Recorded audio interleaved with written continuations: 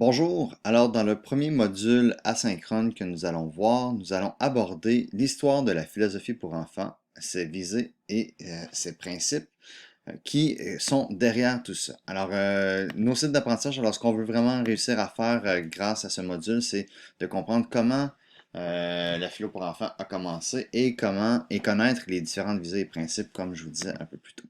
Alors, la philosophie pour enfants commence avec Matthew Lipman. Matthew Lipman, qui est un prof de philo à Montclair State University, qui enseigne dans les années 60 et qui se rend compte, à force d'enseigner, que ses étudiants sont mal préparés pour réfléchir. Alors, il les met dans des situations où ils doivent réfléchir, puis il ne comprend pas pourquoi les étudiants et étudiantes ne sont pas capables de raisonner, de réfléchir dans des situations assez simples. Alors, il se questionne pourquoi c'est comme ça, puis qu'est-ce qui devrait se passer euh, pour que les étudiants, finalement, soient mieux préparés à réfléchir dans la vie de tous les jours. Pas juste dans leur cours, mais aussi dans la vie de tous les jours. Il se rend compte justement qu'il y a une insuffisance de la logique qui l'amène à réfléchir un peu plus sur ce qu'il doit faire. Alors, Lippmann est très influencé par Montaigne qui dit ben, c'est important d'avoir une tête bien faite plutôt qu'une tête bien pleine. Et de Peirce qui réfléchit sur la méthode scientifique et les sciences, leur fonctionnement. Alors, très inspiré par ces deux auteurs-là. Il est aussi inspiré par tout le pragmatisme américain, surtout avec Dewey, qui dit que une des meilleures façons d'apprendre, c'est en faisant les choses. Alors, c'est vraiment des inspirations qui vont amener Lippmann à penser finalement la philosophie pour enfants. Alors, le fait que ses étudiants soient mal préparés, qu'ils doivent avoir une tête bien faite plutôt que bien pleine, une méthode scientifique qui peut aider à faire ça, toujours en apprenant, en faisant pour pouvoir apprendre ce qu'on va faire. Ce qui l'amène à redessiner son enseignement et à repenser aussi l'enseignement de la philosophie.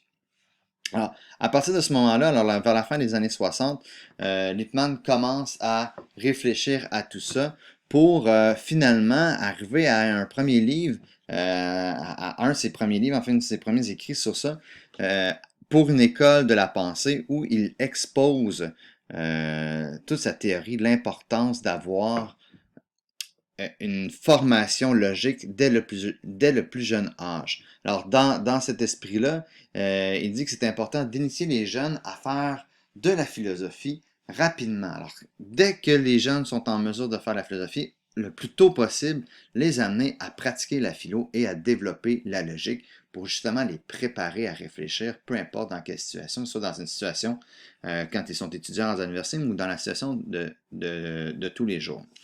Il dit que les jeunes ne sont pas préparés à réfléchir et qu'il faut les amener à le faire. Ce qui l'amène à créer du matériel qui est entièrement destiné aux enfants. Alors, il va écrire des romans philosophiques. Son premier roman qu'il écrit, c'est La découverte de Harry, qui est vraiment la recherche éthique. Alors, ces romans-là sont écrits en fonction de toute l'histoire de la philosophie avec les grands courants de pensée. C'est intégré dans des histoires où des jeunes sont en interaction, des enfants sont en interaction pour vraiment être en recherche, en processus de réflexion et ils mobilisent des différents outils pour y arriver. Alors, son premier livre, La découverte de Harry, vous pouvez avoir d'ailleurs dans le Moodle un extrait que je vous ai mis, le début de ce roman-là, où on voit Harry qui commence à se poser des questions. C'est super intéressant. Alors, il commence avec ça, alors, début des années 70, à créer son matériel. Liebman ensuite va s'associer à Anne-Margaret Sharp, qui, elle, est une pédagogue. Alors, c'est pour ça qu'on va souvent parler de Matthew Lipman et de Anne-Margaret Sharp, parce que c'est vraiment les deux ensemble qui ont développé le programme. Alors, Lipman avec tout l'aspect philosophique et l'influence qu'il pouvait avoir par l'apprentissage en faisant les choses, et Anne-Margaret Sharp qui, elle, vient apporter au programme de philo pour enfants une touche supplémentaire dans tout l'aspect pédagogique. Alors, l'accompagnement de ces romans-là, pour aider les animateurs à vraiment développer et atteindre ce qui est souhaité auprès des jeunes. Ce qui va faire qu'ils vont développer un programme complet dans lequel il va y avoir les histoires philosophiques. Alors, les petits contes philosophiques, un que j'aime particulièrement, c'est Lisa avec la recherche éthique. Je vous ai mis aussi un autre extrait dans le Moodle que vous pourrez consulter. Et ces histoires-là vont être accompagnées par des guides pédagogiques dans lesquels on va avoir des plans de discussion, des exercices pour accompagner l'animation de discussions philosophiques, des communautés de recherche philosophique, comme Matthew Lipman les a appelées. Alors, de ça, le but derrière tout ça, c'est de développer vraiment l'enfant dans toutes ses sphères. Alors, le développement holistique des jeunes. Alors, on veut développer sa dimension sociale, sa dimension affective et sa dimension cognitive. Alors, Lippmann, oui, dit que les jeunes ne sont pas préparés pour réfléchir, mais c'est pas juste réfléchir qu'il faut qu'ils développent, il faut aussi qu'ils soient capables d'interagir avec les autres et de mieux contrôler leurs émotions pour être capable de justement bien réfléchir. Alors, dans ce programme-là, dans sa façon d'aborder la philosophie, dans la réflexion qu'il amène à partir de Montaigne, de Peirce et de Dewey, c'est vers cette optique-là qu'il s'en va.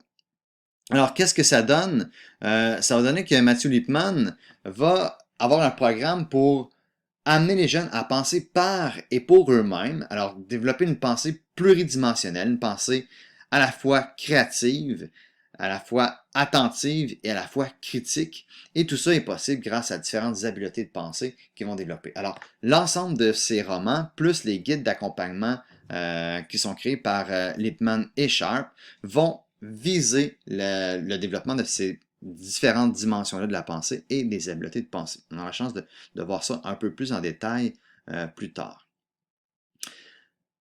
Alors, dans les guides qui vont accompagner les histoires, on amène aussi une démarche pour la pratique. Alors, cette démarche-là, on l'appelle, Lipman et Sharp l'ont appelée la communauté de recherche philosophique, dans laquelle il y a différentes étapes. Alors, la première étape est la lecture partagée d'un roman. Alors, on prend le roman, par exemple Pixie, et à tour de rôle, on fait la lecture du roman. Ensuite, on va faire une collecte de questions et un choix de questions. Un choix d'une question qui va orienter la discussion. Alors, cette discussion-là va être soutenue par les guides d'accompagnement et le questionnement de l'animateur. Alors, ça, c'est le commencement de la philo pour enfants dans ses tout débuts, au début des années 70. Mais cette pratique-là a continué, elle s'est développée et aujourd'hui, elle est pratiquée dans plus de 80 pays. Alors, la communauté de recherche philosophique, elle est pratiquée vraiment dans plus de 80 pays. Alors, c'est vraiment une pratique qui s'est étendue, qui est devenue de plus en plus populaire et ça gagne encore en popularité sans arrêt. De cette approche-là, de Lippmann et Sharp, de la communauté de recherche philosophique, a aussi débouché une multiplicité de pratiques philosophiques. Alors, la démarche, la méthode, les outils qui ont été utilisés vont être développés de différentes façons. Alors, on aura la chance de voir différentes façons, mais il y a plusieurs façons qui sont développées et qui sont présentes un peu partout présentement sur la planète. Tout ce développement-là de la philo a fait, et l'engouement que ça peut amener, a fait que on a été capable d'étudier, de voir les retombées, et on est même capable aujourd'hui de dire que l'UNESCO a même reconnu que ces pratiques philosophiques-là sont vraiment des outils pour le maintien de la paix, pour la prévention de la violence, pour une éducation citoyenne, le développement moral, le développement langagier. Alors, il y a vraiment beaucoup de retombées hyper intéressantes, hyper importantes avec la philosophie pour enfants. Alors, juste une petite précision qu'on peut faire par rapport à ça. Alors, le commencement de la philosophie pour enfants a commencé avec la communauté de recherche philosophique par Lippmann et Sharp. Aujourd'hui, on va avoir d'autres pratiques qu'on n'appellera pas nécessairement la communauté de recherche. Alors moi, j'aime dire que ce sont des dialogues philosophiques. Alors, différentes façons de pratiquer le dialogue philosophique, et dans ces différentes façons-là, on a la communauté de recherche, les ateliers de réfutation socratique, qu'on a la DVDP, les ateliers SEV, qui sont tous des dialogues ou qui utilisent tous des dialogues philosophiques. Alors, parfois, vous allez entendre, on va faire des CRP, mais CRP, c'est utilisé un peu comme quand on dit un frigidaire, quand on veut dire un réfrigérateur. Alors, c'est comme si on utilise une façon de faire pour identifier tout, mais on devrait appeler ça plus des dialogues philosophiques ou des pratiques philosophiques que des communautés de recherche philosophique, même si on fait aussi des communautés de recherche philosophique. Voilà. Ceci étant dit, Euh, les dialogues philosophiques ont en commun une visée. Alors, cette visée, dans chacune des approches qui vont être présentées un peu plus tard, la visée commune est que on veut amener les participants à penser par et pour eux-mêmes, avec et grâce, et grâce aux autres.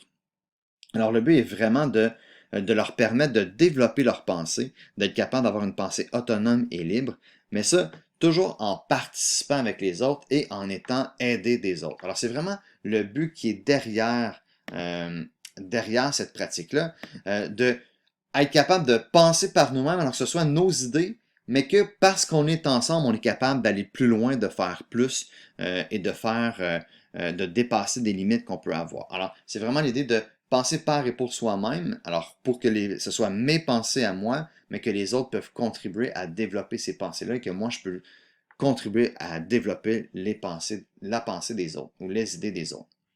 Alors, de cette visée-là va sortir aussi quelques principes communs. Alors, en fait, trois principes communs qui vont s'articuler de façon différente selon les différentes modalités ou selon les différentes approches qu'on va avoir. Alors, mes premiers éléments qui vont être hyper importants, qu'on va retrouver dans tous les dialogues philosophiques, dans toutes les approches de pratique de philosophie avec les enfants, c'est la place centrale qui est accordée au dialogue.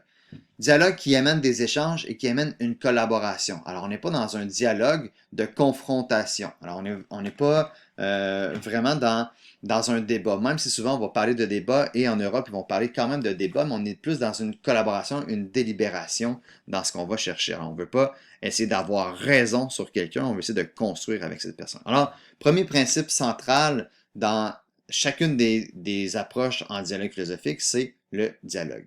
Deuxième élément important, c'est la recherche. Alors, dans chacune de ces approches-là, le dialogue va être soutenu ou va soutenir, dans les deux cas, la recherche. Alors, la recherche qui est vraiment un processus d'enquête ou de dévoilement qu'on va avoir pour être capable de voir qu'est-ce qui est dans notre tête, dans nos idées, dans nos émotions, dans notre être, pour être capable de le dévoiler, de le partager, de le comprendre, d'en prendre conscience. Alors, vraiment dans un processus de recherche. On a toujours une recherche, on n'est pas dans une présentation de contenu, mais on est dans une recherche vraiment pour dévoiler et mieux comprendre.